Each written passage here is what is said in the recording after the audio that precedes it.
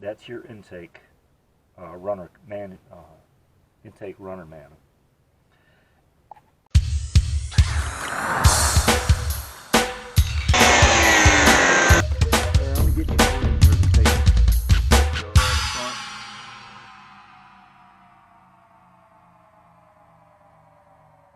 Hey everybody, welcome back to Turnkey Projects. Appreciate you coming back to watch some of what we're doing today. If you're new, welcome to the channel. If you're returning watcher, I appreciate you coming back to see my content. So if you guys haven't already, hit that subscribe button, and hit that like button, and it goes a long way for what we can do around here. So let's go ahead and jump into our project today. We're back on Pandora. She's dragging us back into the rabbit hole, kicking and screaming. We've got a check engine light on. It's code P2010. It's the intake runner high circuit. Basically what that is on your intake manifold. You guys will have to excuse me because I've actually been in, this is my third attempt at the video, and my camera acted up and the battery on this one went dead right after I started. So this is a third attempt. I've already actually started into it. Basically what you want to do is come in, you're going to take the air cleaner off, or not the air cleaner, what am I saying? You do take the air box out. That's just basically held in by three little rubber bushings. You can just pop it out once you take the clamp off. The air temperature sensor is going to be right in the side of the tube. You can pop that out. Usually you can just take it loose by the connector. This one didn't want to come out, and I was holding the camera in my hand, so I just popped it out of the side of here, because I don't know if I'm going to have to take this tube out. But if you look right in here, that's your intake manifold runner control solenoid.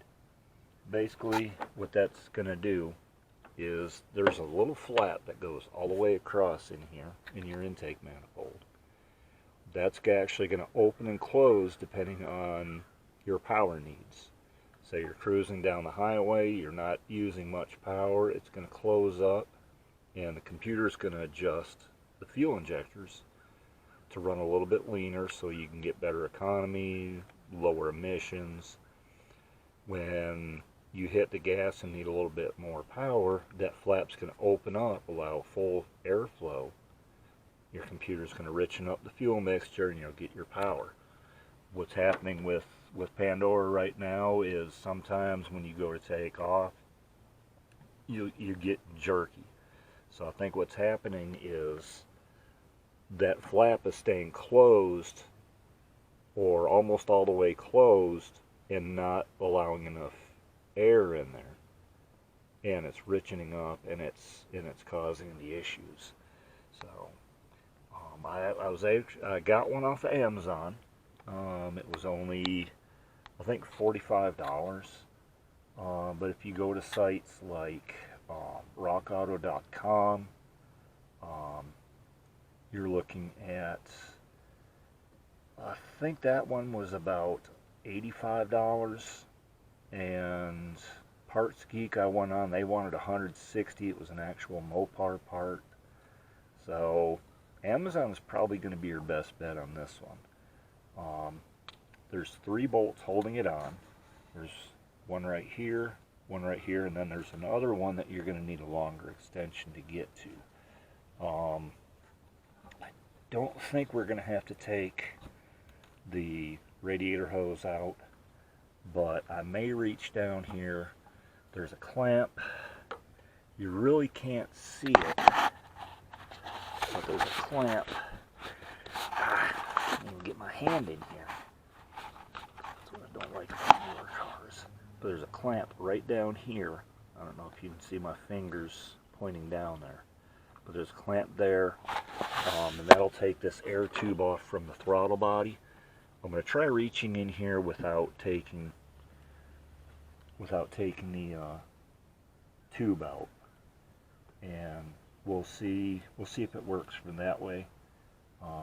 Worst case scenario, we'll reach in, get this out, move the radiator hose out of the way, and get it out. So, let me get the tripod set up, and we'll get in here and start working. Go ahead and take this air tube off. Get it out of the way. If I can get my magic down there.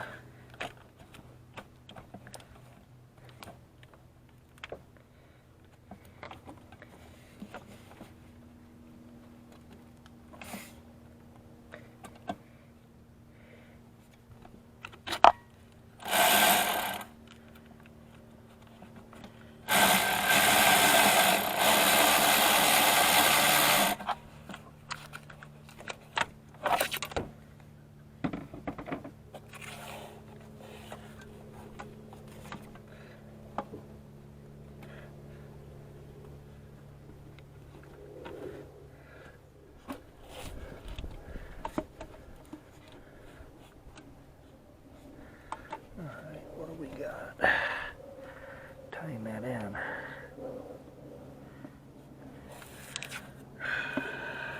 For Pete's sake.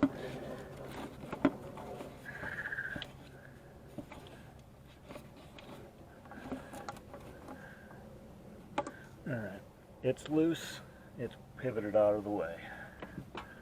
That's all I need.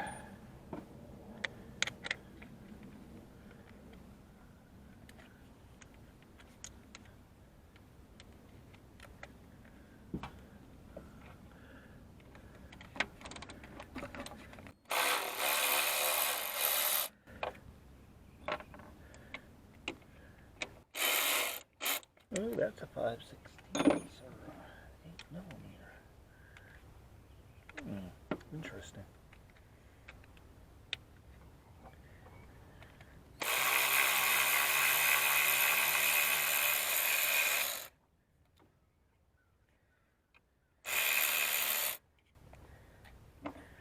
Alright, this one down here. That's going to be a 10.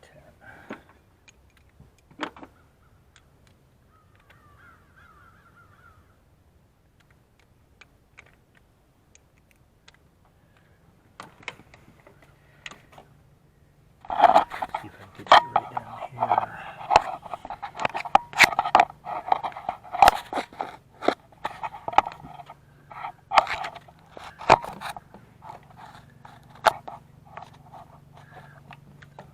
I don't know how well you can see that.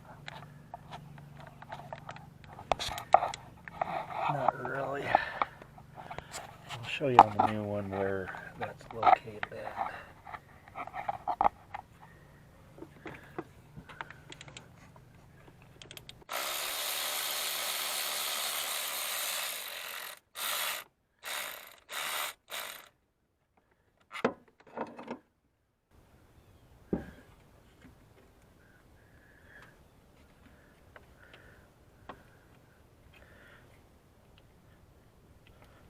Alright.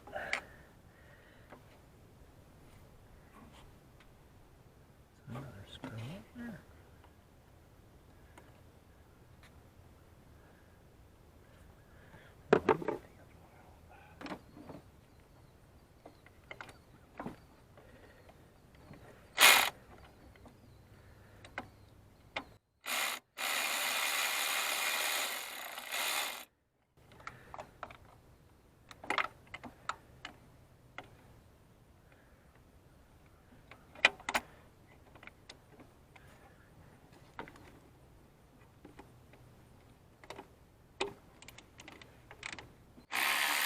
Yep.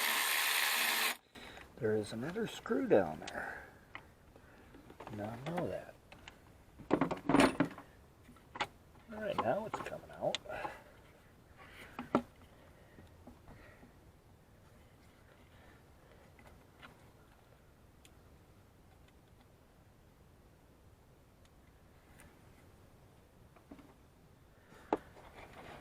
Alright, let's get the connector off.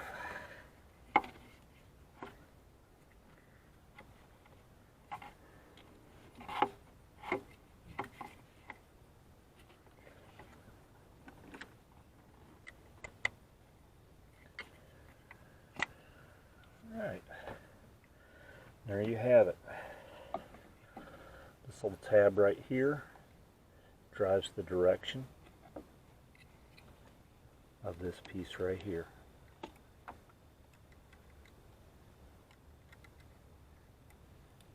I'm going to stick a screwdriver. Alright guys, so this is actually going to be normal movement. It doesn't take very much to open and close these butterflies on the intake. I did a Google search and just wanted to make sure that nothing was jamming up in there and causing it. So basically we're going to throw the other one back in now that we know that that's working fine. And alright, I need to put, when you guys do this, I did screw up. I took one of the bolts from out here in the water outlet. So make sure you guys don't pull that out on accident. So I'm going to get that back in while I can see everything. Get that connector out of the way.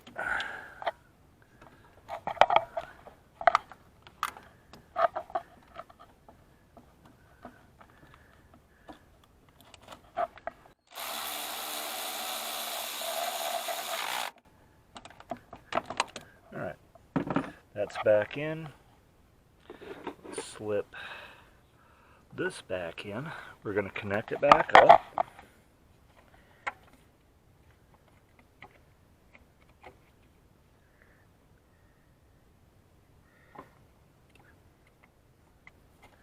The connector's oriented so you can't put it in wrong.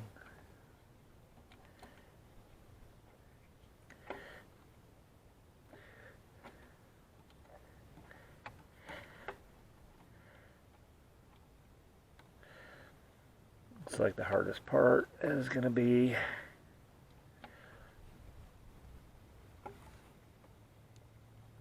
getting this all lined up to go back in.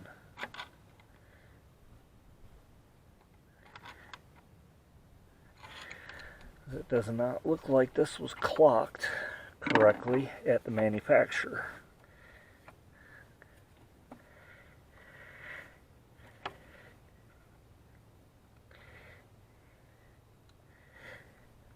Come on.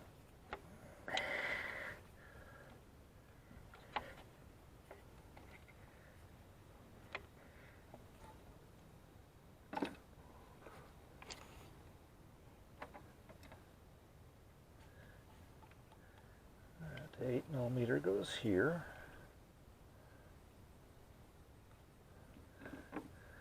10mm here.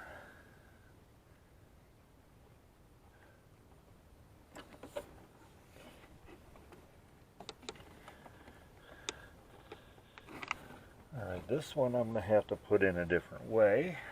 What we're going to do, guys, is we're going to use our old paper trick. If you guys new to watching this, you'll know I've explained this a couple times, but if you've got a bolt that's going to be in an area where it can fall out very easily, take just a piece of paper, any paper at all, this is an old receipt, stick it around the head of the bolt, and push it into the socket. And that's going to hold it in place so you can get in here, get it located, and started. And it's in place. So let's get this tightened back up.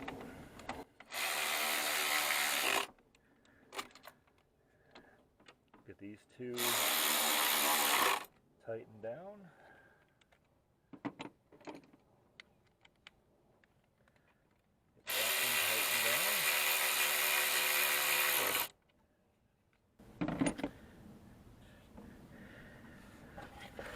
Alright, let's get the air tube plugged back on here.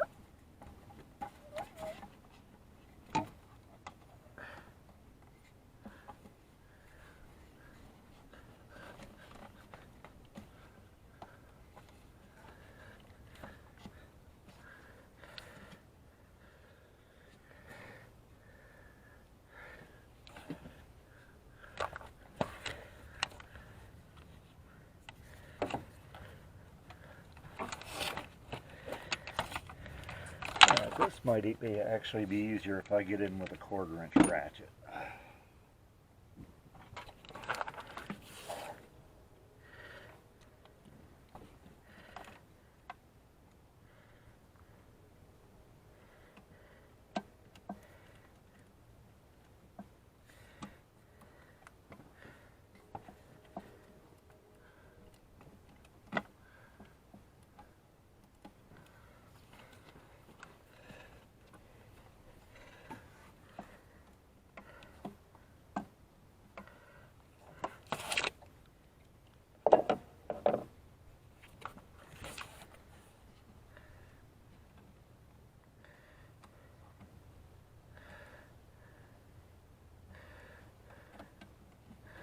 I'm glad this part hasn't rusted. That would really make it hard to tighten by hand.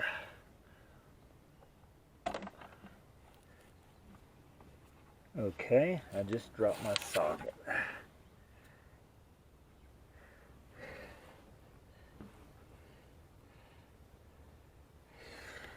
don't think it...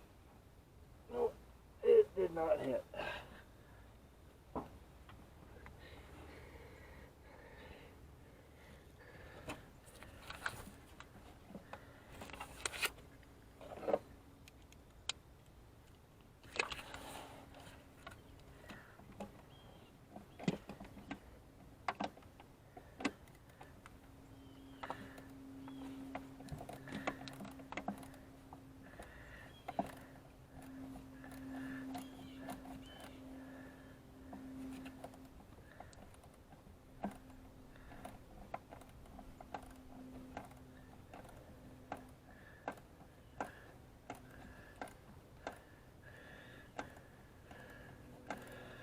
Alright, that clamps back on tight.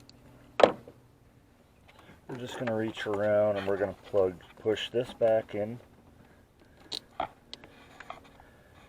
Because that will set a coat if it does not see air coming across it. May not set it right away, but it will set it eventually.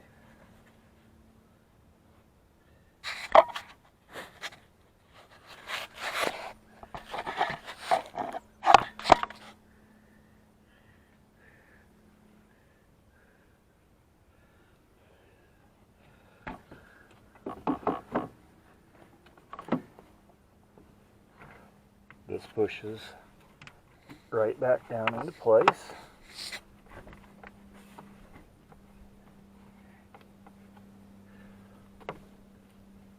PCV line goes back in.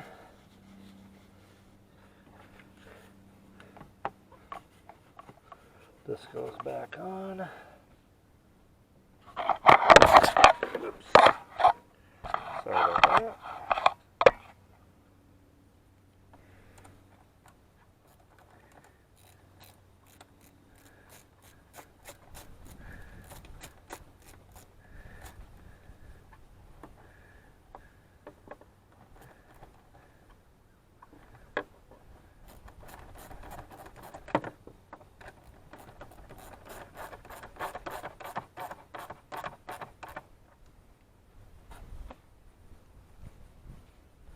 Alright, We're going to go back in.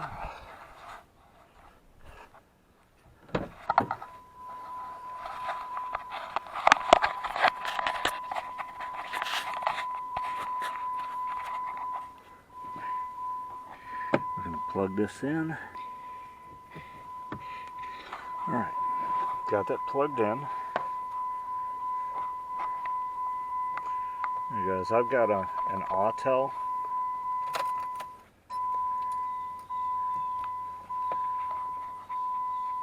I've got an Autel reader, Autolink AL609P. Picked this up off of Amazon. I think it was about 120 bucks. I bought it because it does read ABS. It does read airbag. It doesn't always do it on all the cars it lists. My O2 Cadillac, it won't actually pull up the airbag. In my truck, it's not pulling up the ABS, but I think that's because of a control module on the truck itself. But we're going to go in here. We're going to pull up the check engine light. You do have to have the key on with the engine off to pull these codes up. And it's going to come up, and it's going to tell me it's got a malfunction indicator lamp. I do want to erase previously stored data. I'm going to go to Engine, Read Codes, OBD. Okay. P2010. So we have 4 codes. Okay, heated oxygen control circuit. I think that actually wasn't showing up yesterday.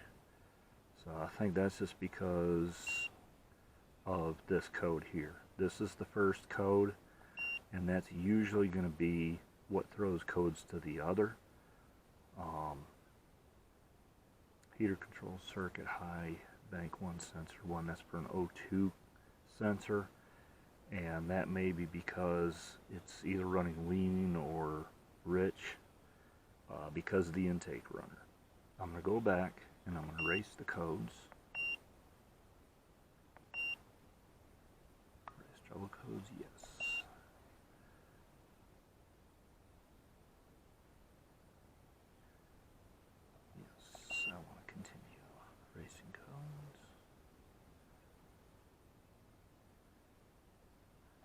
Press any key to continue. Alright, I'm going to escape out of that. I'm going to start it up.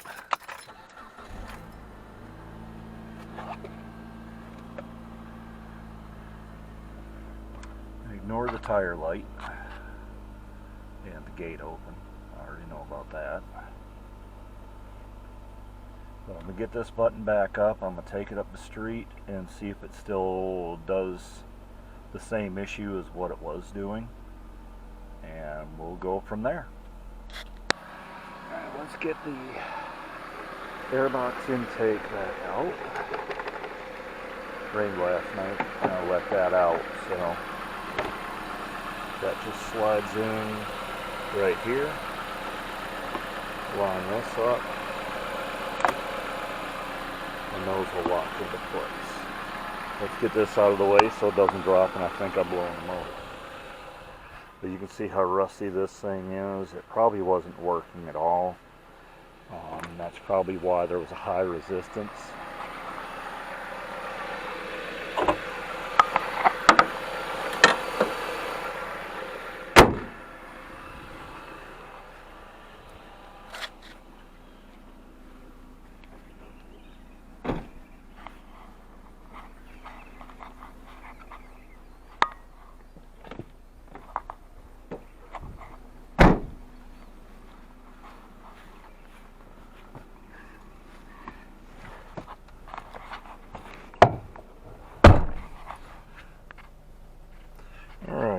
I'm going to stick it in 4-wheel drive, mainly because we had a lot of rain last night.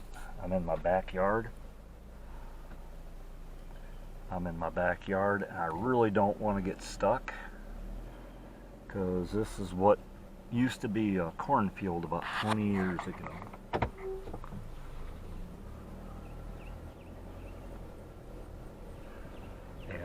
ground's still extremely soft when it gets heavy rain. I hate driving through my yard like this, but sometimes you've got to do what you got to do and hope you don't get dragged down the rabbit hole.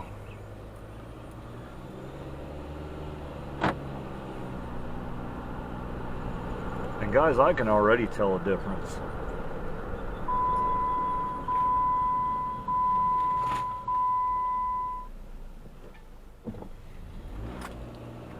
It's got a little bit more pickup.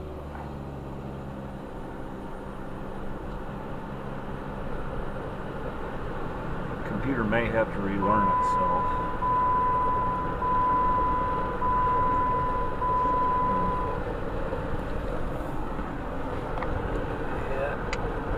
Doesn't like it when I don't put my seatbelt on. Guys, I always do that. Remember, safety third.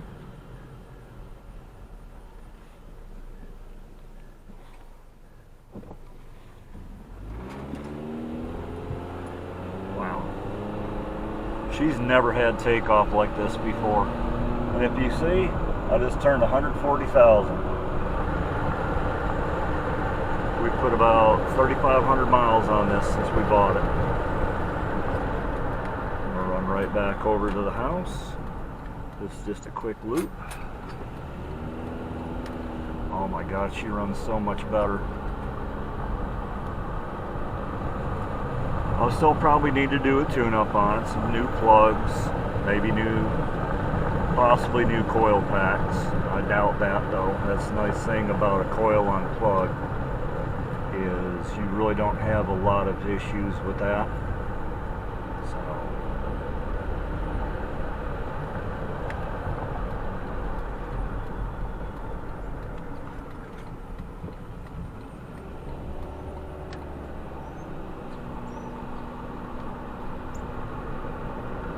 Forgot to take it out of four-wheel drive, so well, at least the transfer case is getting some work out.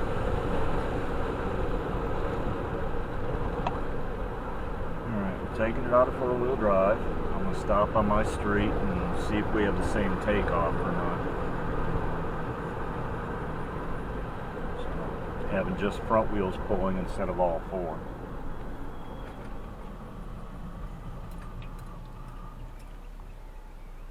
Got brakes going on somewhere in here. She still has a little hiccup, so she may just need some plugs. But I'm gonna drive it for a week and see if maybe the gas mileage doesn't improve. I mean, I'm already getting 22 miles to the gallon with it, so I really cannot complain on that. But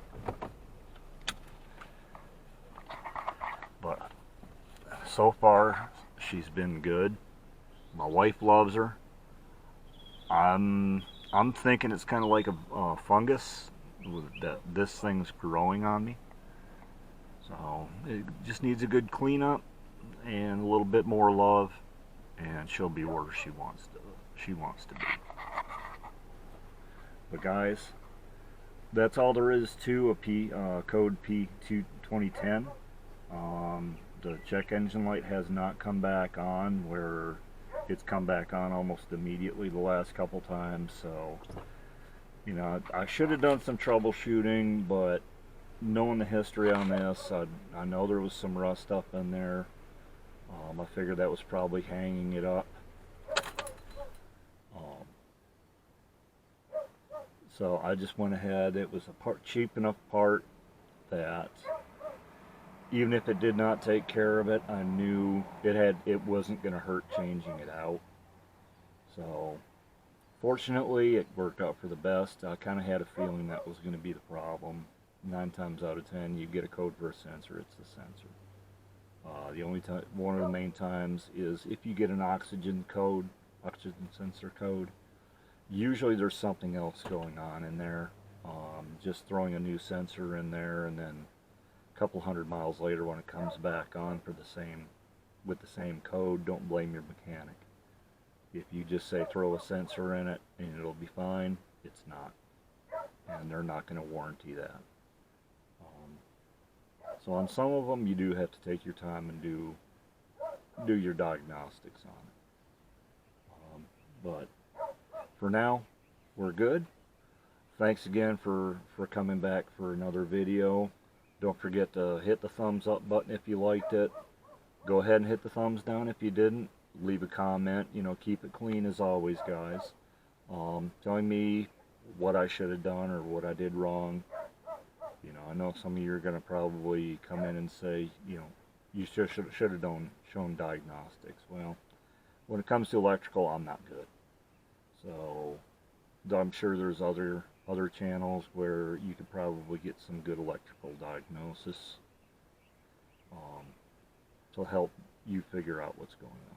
In my case, I kind of knew what was going on. So, but thanks again. Come back, see us on the next video. I'm sure Pandora's going to drag us down kicking and screaming down the rabbit hole once again. We have other things coming up. I've got a video that I'm trying to piece back together on cinder block Cadillac. I had the whole interior out of them trying to fix an AC problem. We've got Mini-Me, the Mini Cooper Clubman, with an engine replacement, and I've got a couple others that I've picked up that are waiting their turn in queue. I've got the Astrovan. I've got to get the motor out. I'll probably go ahead and pull some video on that. So we've got plenty of stuff coming, guys. I'm on vacation this week, so I'm hoping to get some videos made, and as soon as I go back to work, it's going to be hustle and bustle once again, so it's going to slow me back down. So have patience with me. We're working on it. So thanks again. Thanks for watching. God bless.